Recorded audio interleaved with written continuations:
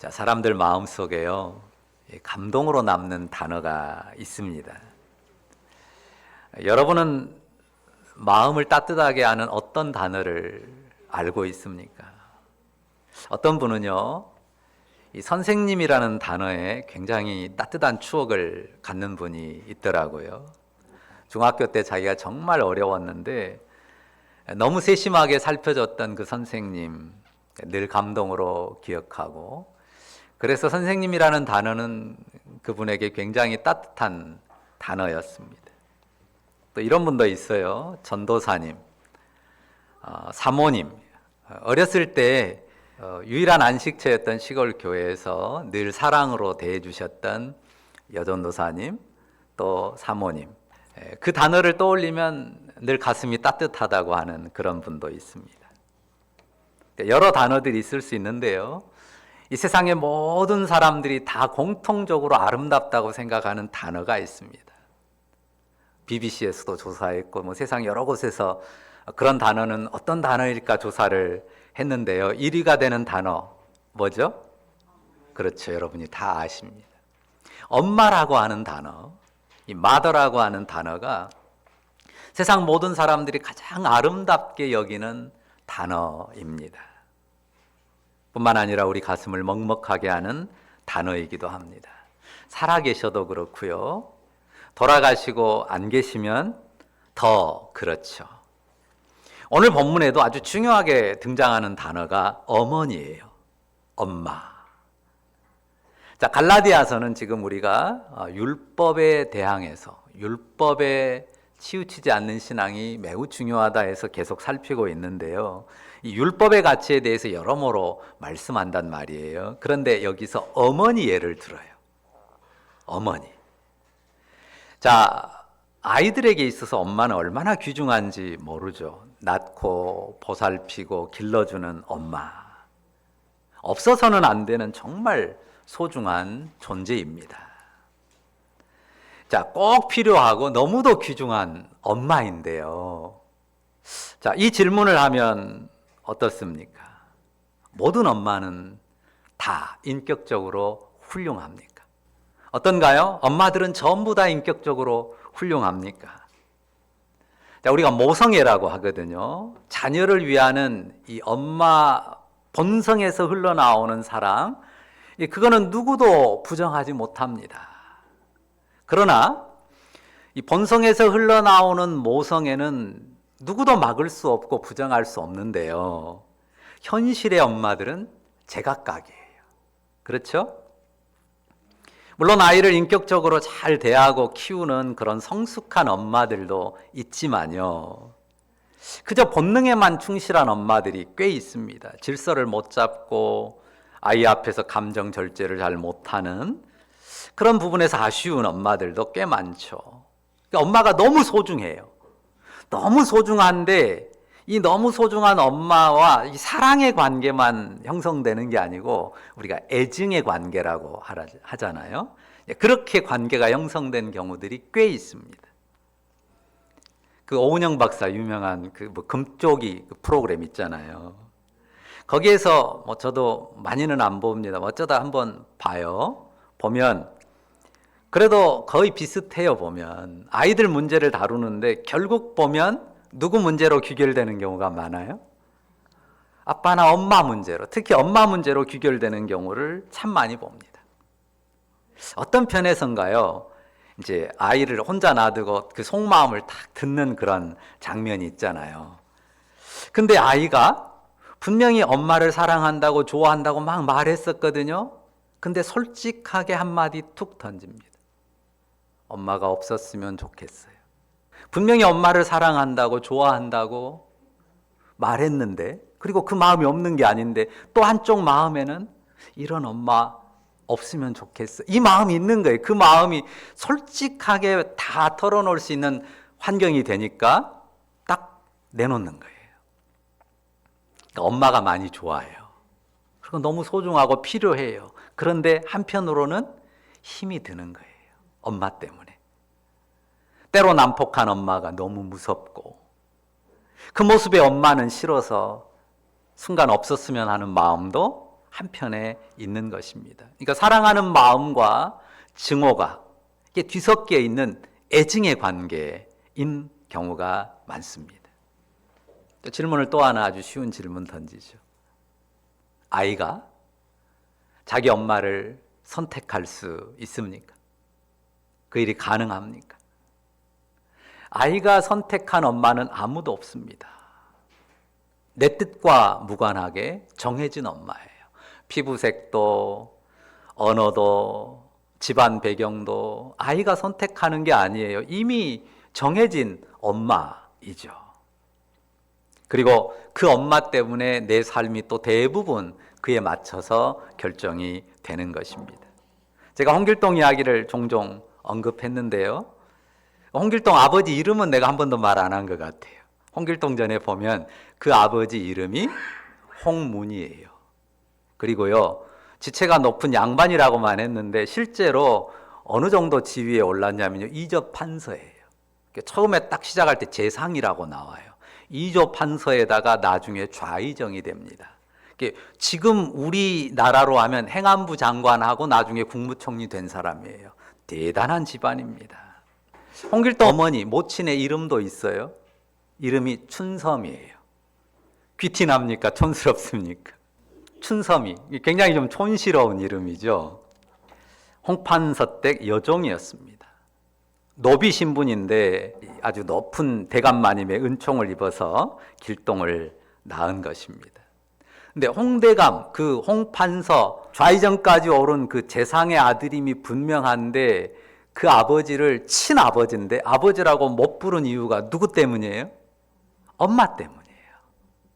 어머니 신분이 천하다 보니까 아버지를 아버지라고 부르도록 허락받지를 못한 겁니다. 참 안타까운 일이지만 당시의 신분 제도가 그랬습니다. 오늘 본문에도 비슷한 이야기가 나와요. 22절을 한번 보세요. 자, 믿음의 조상 아브라함의 두 아들에 대해 말하는데요. 아버지는 똑같이 아브라함이에요. 그런데 하나는 여종에게서, 하나는 자유 있는 여자에게서 났다고 쓰죠. 여종과 자유 있는 여자를 비교하는데 누굽니까? 여종은 누구고 자유 있는 여자는 누구죠? 여종의 이름은 하갈. 자유 있는 여자는 사라입니다. 창세기에서 하나님께서 아브라함에게 세상 구원의 씨를 약속하셨는데요. 자손을 주셔야 되는데 하나님께서 아브라함도 그 부인 사라도 다 늙어가는데 육체적으로 아이 낳을 수 없는 조건이 되어가는데 자식을 안 준단 말입니다. 그러니까 안 되겠다 싶어가지고 부인 사라가 자기 남편에게 자기 젊은 여종을 줍니다. 하갈을 이 여종에게라도 들어가서 그렇게라도 애를 낳으세요 라고 여종을 넣어주었고요. 그렇게 해서 낳은 아이가 이스마엘입니다. 그런데 이야기가 이상하게 흐르죠. 그렇게 이스마엘이라는 아들을 늙음하게 낳았는데 하나님께서 그 이스마엘을 인정하지 않으세요. 난 그렇게 애 낳으라고 한 적 없다라는 식이에요. 그리고 하나님께서 이미 경수가 끊겨버린 사라인데 기어이 그 사라를 통해서 아이를 주겠다고 하시죠. 당시에 아브라함 나이가 99이고 사라는 90이었단 말이에요. 그런데 하나님이 그런 말씀을 하세요. 그래서 아브라함이요, 이 말을 듣고 속으로 웃어요. 하나님 앞에서 드러내놓고는 못 웃고 속으로 웃었습니다. 이렇게 생각했죠. 무슨 말도 안 되는 소리. 100살 할배, 90살 할매가 무슨 애기는, 이런 생각을 한 거죠. 그러니까 우리가 흔히 쓰는 말로 하면 코웃음을 친 것입니다. 참 희한한 일을 말씀하셨어요, 하나님이. 그냥 이왕에 낳았으니까 이스마엘 그대로 언약의 자손으로 살게 해도 될 것 같은데 아니다. 불가능한 너희들 몸에서 아이가 태어나게 할 것이다 라고 말씀하시고요. 실제로 그대로 이루셨습니다. 그래서 이 90세 할매가 회춘을 해가지고 자기 몸으로 아이를 낳습니다. 정말 웃기는 이야기가 맞습니다. 그래서 아이 이름도 웃음이라고 지어요. 이삭이라는 이름의 뜻이 웃음입니다. 하나님께서 내 말 듣고 웃었지, 그러니 아이 이름을 웃음이라고 해 하면서 이삭이란 이름을 짓도록 했습니다. 자, 그렇게 해서 어떻든 이 노년에 100세 된 아브라함이 그리고 90세 넘은 사라가 정말 희한하게 얻은 이 아들 이삭을 얼마나 사랑했겠습니까? 아버지 아브라함도 엄마 사라도 정말 심히 사랑했을 것입니다. 자, 어떻든 이렇게 해서 아들이 둘이 있게 됐어요. 이스마엘하고 하나님이 희한하게 기적적으로 낳게 한 아들 어린 이삭이 있게 됐습니다. 그런데 이 둘이 많이 다르잖아요. 어떻게 달라요? 23절 성경은 뭐라고 씁니까? 23절 한번 보세요. 여종에게서는 육체를 따라 낳고 자유 있는 여자에게서는 약속으로 말미암았느니라 말씀합니다. 그러니까 이스마엘은 성경의 규정은 그래요. 이스마엘은 약속을 기다리다 못하여 인간적인 방법으로 낳은 아들이다. 그래서 육체를 따라 낳았다고 합니다. 반면에 이삭은 하나님의 약속으로 말미암아 태어난 아들입니다. 하나님의 때에 하나님 방법으로 하나님이 주신 아들이에요. 그런데 누가 먼저 낳았어요? 이스마엘이 먼저 낳고 훨씬 컸죠. 이삭에게는 형인데요. 태어나 보니까 형이라는 큰 삼촌 같은 사람이 있어요. 하지만 이스마엘이 형이고 커다랗고 이삭은 조그만 아기인데 상황이 완전히 달라지죠. 이삭 태어나기 전에는 모든 사랑이 이스마엘에게 갔었어요. 관심이. 집안의 중심이 이스마엘이었어요.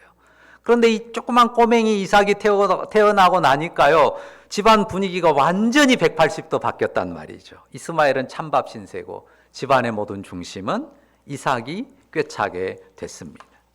그러니까 이스마엘의 나이는 정확치는 않지만 아마 이 초등학생에서 요즘으로 하면 초등학생 고학년이나 중학생 넘어가는 그런 이 청소년기로 접어드는 나이 정도 됐을 것으로 보여요. 그러니까 이런 모든 상황을 눈으로 보고 몸으로 느낄 만한, 충분히 인지할 만한 나이라고 하는 거죠. 마음에 뭐가 일어나요? 시기심도 일어나고 한편으로는 분노도 일어나죠. 저 조그만 녀석이 태어나니까 난 완전히 찬밥이네, 이런 마음을 갖게 하니 말이죠. 때마침 이삭이, 태어난 어린 이삭이 젖대는 날이 됐어요. 돌 정도가 아니고요. 당시에는 뭐 한 4, 5세 정도로 보긴 하는데 3, 4세든 4, 5세든 어떻든 아이가 이제 커서 큰 잔치를 벌였는데 이스마엘이 심통이 나죠. 심통을 부립니다. 그래서 어린 이삭을 데리고 막 업수이 여기고 조롱하는 막 장난을 치고 그랬습니다. 충분히 있을 수 있는 일이잖아요. 근데 누구는 못 참아요? 사라는 못 참아요. 사라가 못 참습니다. 용납이 안 됩니다. 그래서 아브라함에게 빽 소리를 질러요. 물론 모두 앞에서는 안 했겠지만은 저 종년의 아들 당장 쫓아내라고. 자기 몸종이었으니까, 몸종이 낳은 아들이었으니까. 그런데 자기가 낳은 아들을 저렇게 조롱하는 거 참지 못하는 거죠. 이 사라의 닥달에 아브라함은 굉장히 힘들었고 고민했습니다. 난감하죠. 그런데 또 놀랍게요, 하나님께서 아브라함에게 이렇게 말씀합니다. 네 아내 사라가 네게 이런 말을 들으라. 무슨 말이에요? 이스마엘을 쫓아내라는 거죠. 그래서 이스마엘을 쫓아내어 그 어미 하갈과 함께 쫓아냄을 당합니다. 자, 29절 이하의 말씀, 자, 지금 말씀드린 내용을 정리한 내용입니다. 29절에 뭐라고 씁니까? 그때 육체를 따라 난 자가 성령을 따라 난 자를 박해했답니다. 육체를 따라 난 자는 누구예요? 이스마엘. 성령을 따라 난 자는 이삭입니다. 그리고 그 끝에 붙인 말씀이 뭐예요? 이제도, 지금도 육체를 따라 난 자가 성령을 따라 난 자를 박해한다는 것입니다. 마치 전에 이스마엘이 이삭을 업수히 여겼던 것처럼 그렇다는 것입니다. 자, 이제 24절을 보십시오. 이것은 뭐라고 씁니까? 이것은 비유라. 이거를 비유로 지금 설명을 하는 것입니다. 여종인 하갈과 자유 있는 여자 사라의 이야기가 아주 중요한 비유로 우리에게 주어져 있다는 것입니다. 이 여자들은 누구라고 말합니까? 무엇이라고 말합니까? 24절.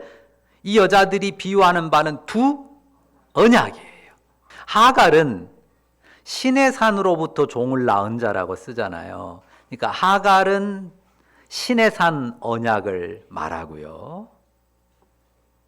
그 다음에 하갈이 아닌 이 사라, 여기 자유 있는 여자라고 했던 그 여자는 어떤 언약을 말할까요? 자, 일단 26절을 보시면요. 자, 뭐라고 말합니까? 같이 읽어볼까? 26절 중요하니까요. 같이 읽어봅니다. 시작. 오직 위에 있는 예루살렘은 자유자니 곧 우리 어머니라.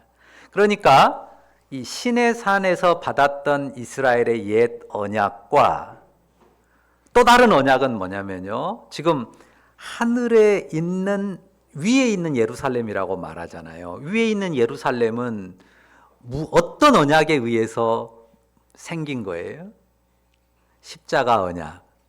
주 예수 그리스도로 말미암은 언약이죠. 그러니까 신의 산 언약, 신의 산에서 받은 율법으로 말미암은 언약하고 주 예수 그리스도의 십자가로 말미암아 새 예루살렘에 이르게 하는 그 언약을 대조하는 것입니다. 자, 25절에 보면요. 이 하갈은 아라비아에 있는 신의 산으로서 지금 있는 예루살렘과 같은 곳이니 그가 그 자녀들과 더불어 종로로 단다라고 하죠. 그러니까 신의 산도 율법을 상징하고요. 예루살렘도 똑같이 율법을 상징합니다.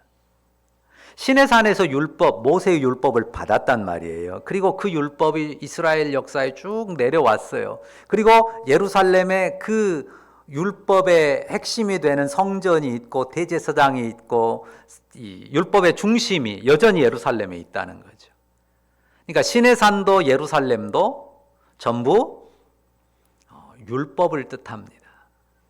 그런데 무엇이 대조돼요? 26절에는 예루살렘인데 완전히 질이 다른 예루살렘이에요. 어디에 있는 예루살렘이요? 위에 있는 예루살렘. 우리 눈에 보이지 않고 손에 잡히지 않지만 하늘에 있는 새 예루살렘을 말한단 말이죠. 말씀을 다시 기억해 보세요. 이 갈라디아에 들어와서 거짓 교훈으로 가르친 사람들이 의지한 권위가 뭐예요? 모세의 율법, 이 신의 산에서 받은 모세의 율법의 권위, 그리고 예루살렘의 권위를 가지고 바울이 전했고 바울을 통해 주어졌던 복음, 예수 십자가 그 구원의 은혜의 복음을 완전히 허물어뜨리려고 했단 말이죠. 그래서 지금 말하는 거예요. 율법의 권위, 예루살렘의 권위. 신의 산도 예루살렘도 어떤 곳에 불과해요? 하갈이 그 자녀들과 더불어 종로로 다는 곳에 불과하다. 모세가 준 율법도 그리고 신의 산 율법뿐만 아니라 그 이어져 내려온 예루살렘의 권위도 하갈이 그 자녀들과 더불어 종로로 다는 곳에 불과해요. 그러니까 예수 그리스도를 믿는 성도들이 의지하는 권위와 비교가 안 된다는 거예요. 예수 그리스도를 믿는 성도들이 의지하는 권위는 신의 산이나 땅의 예루살렘이 아니라 하늘의 예루살렘의 권위를 의지한다. 그가 누구라고요? 26절 다시 보세요. 오직 위에 있는 예루살렘은 자유자니 곧 우리 어머니다. 그러니까 어머니로 따지자면 너희 어머니가 누구냐? 하늘에 있는 예루살렘이 너희의 어머니, 우리의 어머니라고 하는 것입니다. 종이 아니고요. 종이 아니고요. 자유자입니다. 그가 우리의 어머니예요. 우리가 잘 봐야 되는데요. 지금 땅에 속한 어떤 육체에 속한 어떤 조건으로 비교하는 게 아니에요. 땅에 속한 비교를 완전히 덮어버립니다. 땅의 비교에 의해서 높고 신분이 대단하거나 뭐 존귀하거나 위엄이 그런 건 다 신의 산에 있는 그리고 예루살렘에 있는 것과 같아요. 이 세상에 있는 모든 것은 그렇습니다. 우리의 어머니는 누구라고요? 굳이 따지자면 위에 있는 예루살렘이라고 하는 것입니다. 그러니까 절대로 인생끼리 혈통이나 신분이나 지위를 따져서 구분 짓는 게 아닙니다. 신분 제도는 복음 안에서 철폐될 거예요. 어느 혈통에 속했고 어느 집안에 속했고 뭘 배웠고 얼마나 많이 가졌고 이런 것을 따라 더 존귀하다거나 못하다거나 하는 그런 구분은 복음 안에는 없습니다. 복음 안에 있는 유일한 구분은 뭐냐? 주 예수 그리스도를 믿어 하나님을 아버지라고 부르는 자녀면 다 그 어머니가 누구예요? 저 위에 있는 예루살렘이다. 어머니마저도 지극히 존귀해서 그 무엇으로도 폄하하거나 깎아내리거나 존재를 낮출 수가 없는 그런 지극한 존재들이라 하는 것입니다. 하나님이 내신 주 예수 그리스도 안에 있는 약속, 은혜의 구원을 믿는다면요, 그가 어떤 사람입니까? 어떤 어머니 아들이에요? 오직 위에 있는 예루살렘은 자유자니 우리 어머니라. 여종의 아들이 아닙니다. 여종의 아들로 평생 벌벌 떨면서 무서워하면서 눈치 보고 사는 사람이 아닙니다. 어머니가 너무 존귀해서요. 그 어머니가 땅에 있지 않아서요. 하늘에 있어서요. 위에 있는 예루살렘이어서요. 우리 어머니가 천상의 교회여서 그렇습니다. 거룩하신 하나님의 아버지이시고 어머니를 설정하자면 어머니 역시도 지극히 높고 존귀하신 분이십니다. 자, 서두에 물어봤었어요. 선택지가 누구에게 있다고 했습니까? 누구에겐 없다고 했죠. 선택지가 누구에게 없어요? 아이에게는 없어요. 선택지가 누구에게 있어요? 엄마에게 있습니다. 엄마가 낳으면 어머니, 아들이고 그 어머니의 존귀함을 따르는 것입니다. 자, 위에 있는 예루살렘이 낳은 자녀다라고 하는 유일한 증거는 뭐냐면요, 내 영혼의 예수 믿음, 내 영혼이 주 예수를 믿음, 그 믿음의 고백 단 하나예요. 그 믿음의 고백이 있으면 내 어머니는 누구예요? 우리 어머니는 누구예요? 위에 있는 예루살렘 자유자입니다. 이 존귀함을 버리고 이 존귀함을 그냥 내동댕이 치고 자신이 종의 핏줄인 줄 알고 종의 비굴함으로 살면 안 된다는 거예요. 자신의 핏줄이 종의 핏줄인 줄 알고 종의 비굴함으로 살면 안 된다는 거예요. 뭐 얼마나 슬프고 어리석은 일입니까? 여러분이요, 우리가요, 하나님의 언약 안에서 자유자인 어머니께 속했습니다.